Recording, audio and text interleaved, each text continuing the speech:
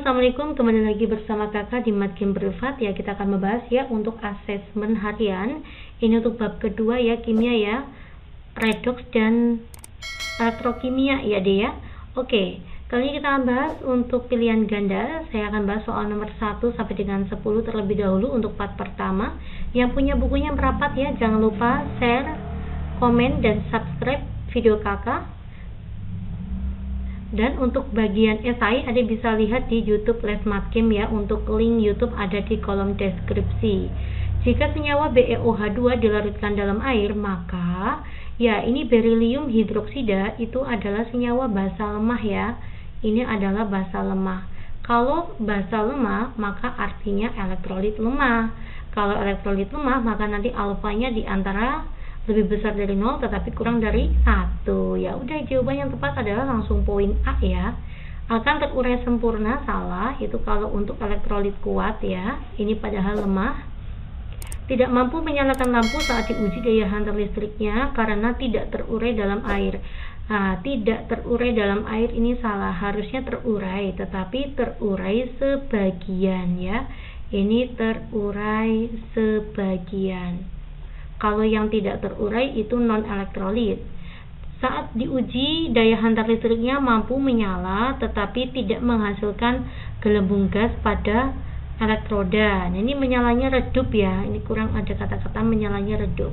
Saat diuji daya hantar listriknya tidak dapat menyala dan tidak ada gelembung. Ini ciri-ciri non-elektrolit, maka salah juga. Ya, jawaban yang tepat itu adalah poin A ya. Larutan elektrolit lemah, ciri-cirinya ini. Oke, lanjut ya. Kita masuk ke soal nomor 2. Larutan yang memiliki alfa lebih besar dari 0 tetapi kurang dari 1, maka seperti poin ke-1 tadi ya, termasuk elektrolit lemah. Ya, kita cari yang elektrolit lemah itu ada apa aja, Mbak? Ada asam lemah dan juga ada basa lemah. Dan juga bisa ada garam yang gabungan asam lemah dan basa lemahnya ya. Oke, di sini HCl itu adalah asam kuat, maka elektrolit kuat, ini salah ya. NaOH itu adalah basa kuat, maka elektrolit kuat. H2S asam sulfida itu asam lemah, maka betul elektrolit lemah. CH3OH ini adalah alkohol ya. Karena alkohol maka ini adalah non elektrolit.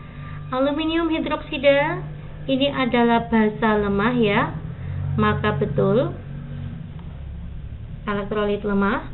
CONH22 ini adalah urea. Kalau urea itu non elektrolit, maka alfanya itu 0 ya. Berarti jawaban yang tepat itu adalah poin 3 dan 5. Lanjut ya ke soal nomor 3. Pada volume dan konsentrasi yang sama, larutan berikut yang memberikan daya hantar listrik yang paling baik, maka adik carilah yang elektrolit kuat ya. Elektrolit kuat berarti ada asam kuat, basa kuat, dan garam. Nah, kita cek ya di sini hidrogen klorida itu disebut HCl. Ini betul ya, elektrolit kuat ya. Kita simpan terlebih dahulu. Kalsium klorida ini juga elektrolit kuat ya, yaitu CaCl2. Asam sianida HCN. HCN itu adalah asam lemah, maka elektrolit lemah kita silang, salah. Asam cuka itu adalah CH3COOH, ini adalah asam lemah, maka elektrolit lemah. Larutan sukrosa ini justru non elektrolit, maka ini jelas salah. Nah, ada dua nih kemungkinannya Mbak. Kalau nggak HCl ya CaCl2. Kalau HCl itu ionisasinya terion menjadi 2 ion ya, H+ dan Cl-. Sedangkan CaCl2 itu Ca2+ dan 2Cl-. Nah, ionisasinya lebih banyak untuk poin B. Nah, oke ya. Maka yang lebih tepat itu adalah jawabannya B. Karena memiliki ion lebih banyak. Di antara larutan berikut yang termasuk kelompok larutan elektrolit berupa senyawa ion. Kalau senyawa ion itu gabungan logam dengan non-logam. Oke, Kak, logam, ini non-logam, betul. Ini non-logam semuanya. Ini adalah kovalen, maka ini salah. Ini logam, non-logam, betul. HCl salah. HCl ini H itu non-logam, Cl non-logam, maka kovalen lagi, bukan ion. Salah lagi ya. NaCl logam, non-logam, betul. Larutan KCl logam non logam, betul. Lah ini salahnya di CONH22, ini adalah urea. Ini bukan elektrolit ya, tetapi non elektrolit. Salah lagi. Kita lihat KCl logam non logam, ion, betul ya. Ini juga logam non logam, ini juga logam non logam. Semuanya senyawa ion dan senyawa elektrolit. Jawabannya B. Lanjut ya ke soal nomor 5. Larutan barium klorida, yaitu BaCl2 ya, ini adalah senyawa garam yang sifatnya elektrolit kuat karena gabungan ada asam kuatnya ya, memiliki daya hantar yang lebih baik daripada larutan asam fosfat. Asam fosfat itu H3PO4 0,2 m, sedangkan BaCl2 itu konsentrasinya adalah 0,1 m. Nah, perbedaan ini terjadi karena apa? Ini selain elektrolit kuat, dia kan jadinya terion sempurna ya. Maka kita bisa kalikan ionnya. Cl-nya 2, Ba-nya 1. Maka ionnya 3. Nah, konsentrasinya lebih banyak nih. Tuh ya. Karena BaCl2 konsentrasinya lebih banyak dan larutan elektrolit kuat, maka daya hantar listriknya juga lebih bagus. Kita akan cek ya. Barium klorida lebih mudah larut dalam air. Salah ya, dua-duanya mudah larut dalam air. Harga alfa larutan barium klorida lebih besar daripada asam fosfat. Betul sih ya, alfanya ini kan 1, ini kurang dari 1. Tetapi yang menyebabkan daya hantar listriknya lebih kuat di sini adalah lebih ke konsentrasinya ya. Maka saya akan skip dulu ya. Kita akan salahkan dulu aja. Larutan asam fosfat menghasilkan ion lebih banyak. Salah. Harusnya ion yang lebih banyak adalah barium klorida. Ion Cl- merupakan konduktor yang lebih baik daripada ion fosfat. Bukan ini ya. Barium klorida merupakan senyawa kovalen polar, sedangkan asam fosfat adalah senyawa ion. Ini kebalik. Jadi yang paling tepat justru nanti kita anulir ya. Jawabannya adalah B. Alfa itu derajat ionisasi ya. Derajat ionisasi barium klorida itu kan alfanya 1, lebih besar dari asam fosfat. Asam fosfat itu alfanya lebih besar dari 0 tapi kurang dari 1. Jawaban yang paling tepat adalah poin B ya. Oke, next kita masuk ke soal nomor 6. Dara melakukan percobaan uji daya hantar listrik dengan 3 jenis larutan, yaitu asam klorida, asam format, dan formaldehida secara acak. Hasil percobaan digambarkan sebagai berikut. Kita lihat ya untuk X ya, ini nyalanya terang ya. Untuk X ini nyalanya terang, lampunya terang, lalu gelembung banyak. Lampunya terang, gelembung banyak, ini sifatnya untuk elektrolit kuat. Berarti dapat disimpulkan X itu adalah larutan HCl ya, bukan senyawa. Ini di sini larutan HCl. Berarti gelas X itu HCl. Salah. Selanjutnya HCHO sama HCOH. Kita lihat ya, di sini nyalanya lebih terang daripada yang Y. Berarti Z ini adalah HCOOH. HCOOH ini asam format ya. Asam format itu elektrolit lemah karena termasuk asam lemah. Kalau asam lemah itu nyalanya lebih redup ya daripada elektrolit kuat. Berarti Z itu adalah asam format. Sedangkan ini adalah senyawa organik, itu non elektrolit. Ini non elektrolit, tidak ada gelembung, tidak menyala gitu ya. Next ya, kita masuk ke soal nomor 7. Atom logam yang mempunyai bilangan oksidasi 6. Oke, saya akan cek ya. Untuk SbO4 3- di sini logamnya adalah Sb. O itu golongan 6, maka biloksnya -2. -2 kalikan 4 itu -8. -8 tambah berapa biar -2? Maka +5. Salah ya, berarti di sini Sb itu biloksnya +5. Selanjutnya ada Cr2O7 2-. Nah, kita bisa mencari biloksnya Cr, logamnya. -2 kalikan 7 itu -14. -14 tambah berapa biar -2? Yaitu +12. Logo Cr-nya ada 2, maka 12 bagi 2. Maka biloksnya Cr itu adalah +6. Betul sekali, jawabannya B. Mau dicoba nggak poin C? Kita akan coba ya. CrOH4-. Kita akan coba di sini biloxnya Cr. OH itu min 1. Min 1 dikalikan 4 maka min 4. Min 4 tambah berapa biar jumlahnya min 1? Maka Cr di sini plus 3. Untuk poin D sama E bisa ya Dek ya.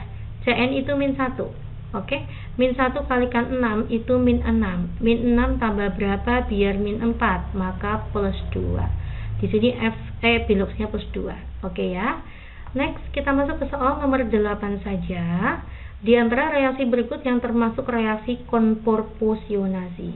Reaksi konproporsionasi yaitu reaksi yang memiliki hasil oksidasi dan hasil reduksi adalah zat yang sama.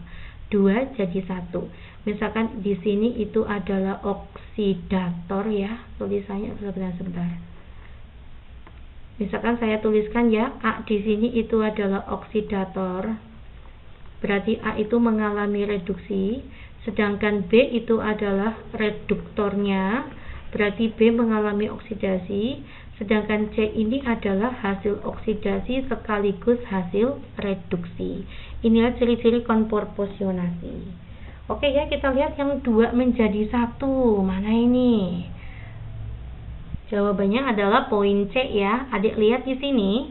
Saya tuliskan di sini ya, ada H2S ditambah dengan SO2 menghasilkan 2H2O ditambah dengan 3S. Oke ya, saya buat untuk mencari biloxnya S ya. S menjadi S. Lalu di sini S juga menjadi S. Ini adalah unsur bebas, maka biloxnya 0. H itu plus 2 ya. Plus 1 kalikan 2, maka S-nya nanti min 2. O itu min 4 ya, min 2 kalikan 2 itu min 4, maka S-nya adalah plus 4. 4 ke 0 mengalami reduksi, min 2 ke 0 mengalami oksidasi. Nah, inilah ciri-ciri konproporsionasi.